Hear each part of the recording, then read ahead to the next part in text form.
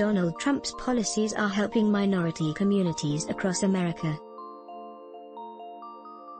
Today, Horace Cooper, Senior Fellow at the National Center for Public Policy Research and co-chairman of Project 21, joins the show to discuss his new book How Trump is Making Black America Great Again, The Untold Story of Black Advancement in the Era of Trump. Cooper explains why he believes African Americans are advancing under Trump's leadership. We also cover these stories. The Supreme Court decides 7-2 that the Little Sisters of the Poor won't be forced to provide abortion-inducing drugs or birth control to employees as part of the Catholic Order's health care plan. The Supreme Court rules in favor of Catholic schools in a case balancing religious freedom with employment law. Alexander Vindman, a central witness in Democrats' effort to remove Trump, announces his retirement. The Daily Signal podcast is available on Ricochet, Apple Podcasts, Pippa, Google Play, and Stitcher. All of our podcasts can be found at dailysignal.com/podcasts. If you like what you hear, please leave a review. You can also leave us a message at 202-608-6205 or write us at email protected. Enjoy the show. Virginia Allen. I am joined by Horace Cooper, Senior Fellow at the National Center for Public Policy Research, Project 21 co-chair, and the author of How Trump is Making Black America Great Again, The Untold Story of Black Advancement in the Era of Trump. Mr. Cooper, welcome to the show. Horace Cooper. Hey, it's great to be on today. Allen, well, congratulations on the book. It just released and we're so excited to talk about it today, learn a little bit more about it. Can you begin by just telling us why you chose to write it? Cooper, sure. One of the things that led me to write the book has been, I travel across the country, I speak to a lot of groups, I do a lot of media, and I'm always asked this question about how either the Republican Party, or now President Donald Trump in particular, how could anyone embrace or support or be enthusiastic about who the president is, Donald Trump, or, at the time, when Republicans controlled the House of Representatives. When I started this book, in all instances I was asked this question: isn't it true that black people have to fear from conservatives? Isn't it true that only liberals and progressives have anything positive to offer for black America? And I wanted to write this book so I could show with data, with actual data, what's truly going on in America. And that in fact, there is a lot for people to really be excited about.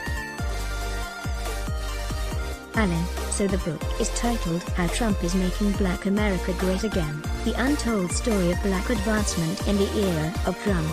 You mentioned data. Can we get into a little bit of just those ways that the black community has advanced under Trump's leadership? Cooper, one of the first things that I want to let everyone know here is, and part of what's important, what we see today in 2020 is, in many instances, a representation for most people of the reality that they know, and they pay little attention to 10 years ago. They pay almost no attention to 30 years ago, and it is inconceivable to understand or comprehend 100 years ago. Here's the truth, and this is why I really think it's helpful to look at the data. 100 years ago, 1920, Black America actually was doing an amazing level of achievement.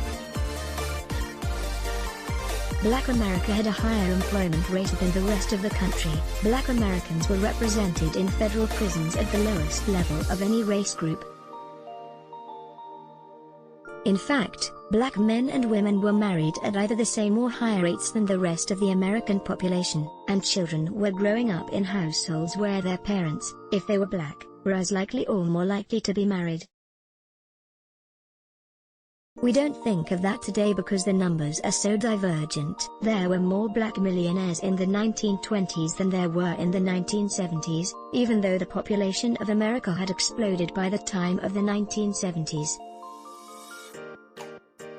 So one of the things that I wanted to point out with the data today is how improved Black America is over where Black America was in just 10 years ago and even 30 years ago. Black America unemployment is skyrocketing in contrast.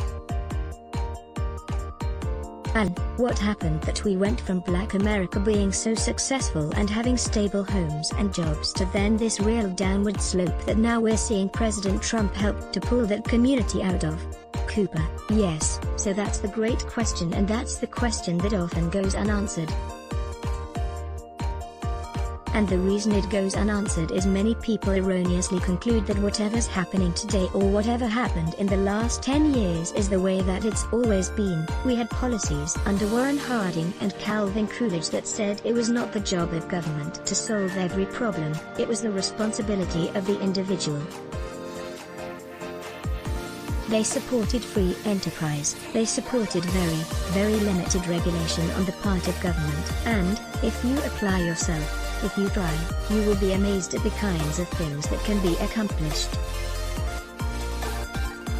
What Donald Trump did was very similar to those policies that led to the period that we call the Roaring Twenties. He pulled government back in terms of regulation, he pulled government back in terms of taxation. He made it possible. As I point out, we had a record in 17, 18, 19 of the number of new small businesses that Black Americans created. What you have to have happen is an environment where you are making policies that are great for the country. And when they're great for the country, it turns out the least among us benefit even better. And that's the real story of my book, is that Black Americans actually have done better in almost every single category than other groups in America. And certainly better than the average American. Alan, you talk about something called Meganomics in the book. Can you explain what that is? Cooper: sure. Meganomics is the idea that it's not government's job to promote the interest of international corporations, it's not the job of government to see to it that every type of foreigner who is interested in coming to America gets the opportunity to do so. Now, that's not the same thing as saying, you can't come, but it is saying that's not going to be the priority. Black Americans have been the biggest losers with the advance to push for international workforces, particularly from Latin and South America. We've seen unbelievable amounts of job undercutting, and one of the reasons that can happen is, if you're in the country unlawfully or you've overstayed your visa, you are able to negotiate with your employer to opt out of Social Security, to opt out of Medicare, to opt out of all of the kinds of things. You even can opt out of the minimum wage. You're working illegally. Therefore, it's easy to have the conversation and get the ability to be such a low-priced worker. That means that if you are a moderate to low-skilled Black American or white American, you're displaced by people who can completely and totally underbid you. And over the last 10 to 15 years, there has been a major push to encourage those kind of workers who are not here lawfully. Meganomics says that we're going to focus on Americans, we're going to focus on those who are citizens, and we're going to make it easier for citizens to be able to work. Your taxes are going to be lower, the cost of you having your job is going to be lower for the employer because we're going to lessen the regulatory burden. And we're going to put barriers up so that the only foreign workers who can come to America will do so in a lawful way, and they will do so with the support that the government has always intended, that either sponsors or employers are supposed to provide. And that has had huge benefits for Black America. Alan: wow. So, in other words, kind of the narrative that we so often hear from the left is kind of like, open borders will be better for everyone. But also there's so much talk of various programs that will lift up minority communities, but you can't have it all. Cooper: right. Let me give you another example. By the way, it's federal law that if you're in the country unlawfully, that federal taxpayer services are not supposed to be provided to you except in emergencies and a few other rare areas. But most local and state jurisdictions, they pick and choose whether or not they're going to use their dollars. So you have 65 schools in a particular community or jurisdiction. If you bring in people who are not supposed to be in the country lawfully, they are overwhelmingly less likely to speak English fluently, and so they're going to need additional services. There is a huge differential in terms of the type of social services, whether it's alcohol or drug abuse, whether there's domestic violence in a given household. All kinds of services are having to be provided, and many of the Latin America and other foreign or international visitors who've overstayed their visa unlawfully are using those local resources. What does that mean in practical terms? That means that in your classroom, instead of there being an advanced math class that you would be able to take, scarce resources are redirected for foreign language conversion efforts to help advance the ability of people who don't speak the English language. That means that if you presently don't have health care and you're going to a community-provided clinic for assistance, well, you look around and sizable numbers of the people that are sharing that clinic with you are people who are non-residents. So you're not seeing an explosion in resources for education locally, you're not seeing an explosion in resources for health and other related social services. What you're seeing is Black Americans and other working class people of all races having to compete for those scarce resources. And let me give you the last part, the hammer is that most of these jurisdictions charge a regressive tax. So unlike the progressive tax at the federal level, which can exempt largely its impact from those who are working class and lower income, the regressive tax hits the working class the hardest. So you actually, as a poor person, whether black or brown or white, you get to pay for the privilege of providing lower quality education for yourself, your child, and for the foreigners who are competing with you. Meganomics says we're going to shift the priority so that the resources that are available actually do benefit Americans as the federal law intends. Alan, you talk about how many people, specifically white liberals, are shocked when they learn that you're a conservative, you're from the South, you're African American. Can you just share a little bit of your own story of how you developed the political views that you have and became a conservative? Cooper: So, I'm a part of an impact family. My mother and father were part of a tradition in the state of Texas and in the South generally, where certain types of values mattered, and that meant that my mother and father were married before I was born. Now, because they came from a much more lower income circumstance in rural Texas, they didn't go off to college before we were born, they had to wait until after we were born. Why, though, did that happen? I say it's my grandmother, Virgie P. Johnson.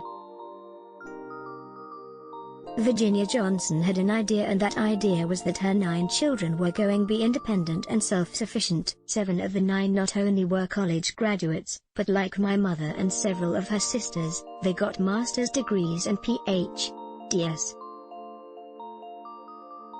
They understood, based on the experience, a summer I spent with my grandmother where she explained that even though she grew up in the midst of Jim Crow segregation, it did not mean that she couldn't provide for herself, and she bragged that she never relied on social services, never received food stamps, and encouraged us to be like that.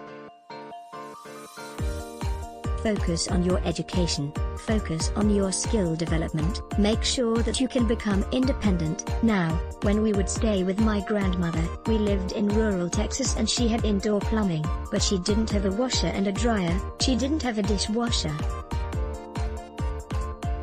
That meant that when I was 5, 6, 7, or 8, all those kinds of tasks that normally we have appliances that help us out with, that was our job and she trained us. I'll give you a quick story. We had to hand wash clothes outside and we would do it early in the morning, and it was cool because summers are very hot in Texas. But the washboard that she used was too big for us as little kids.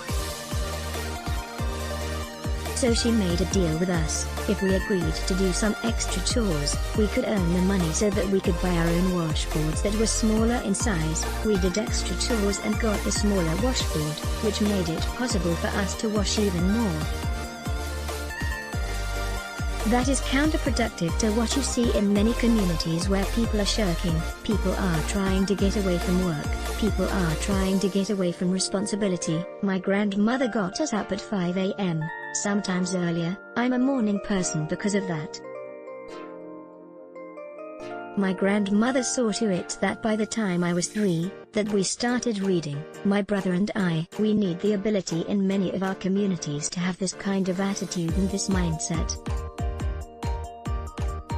I grew up where it was taken for granted that you were going to hit your books. I grew up where it was taken for granted that you're going to stay on the right side of the law. I never had to have the talk, instead I had you're going to be home on time, you're going to be respectful in the classroom, and you're actually going to be the kind of person that will amount to something, as my grandma would say.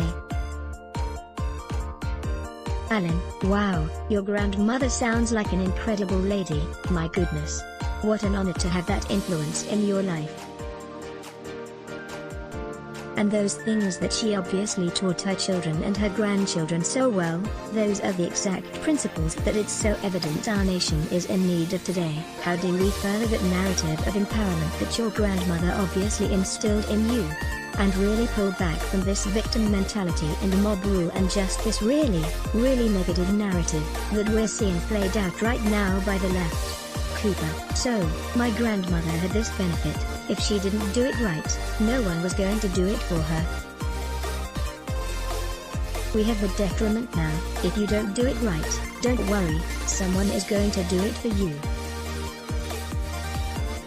Getting up early can be hard, working long hours outside also can be hard. I got to see my grandmother save up and pay cash for a house that she lived in until she died when I was in junior high.